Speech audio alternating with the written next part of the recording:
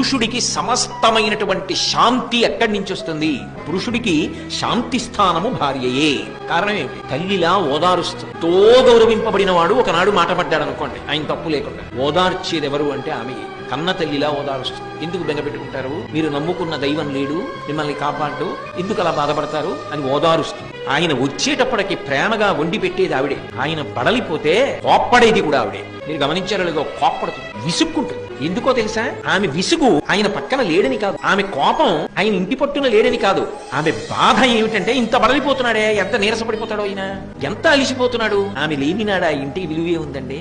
ఎక్కడ పిల్ల? ఎక్కడో పుట్టిన పిల్ల, కానీ ఇక్కడికి వచ్చి అంతటి ప్రేమైకమూర్తి. పురిటిలో బతుకుతుందో బతకదో ఎవరికి తెలుసు, కానీ ఆయనకో కూతురినిచ్చింది, ఆయనకో కొడుకునిచ్చింది, ఆయనని తండ్రిని చేసింది, ఆయన తండ్రిని తాతని చేసింది, వంశం నిలబెట్టింది. ఆయన వృద్ధుడైపోయిన తర్వాత కొడుకు చెయ్యి పట్టుకుని ఆసరా పొందాడు, కొడుకుతో కలిసి అన్నం తిని సంతోషపడ్డాడు, కూతుర్ని కన్య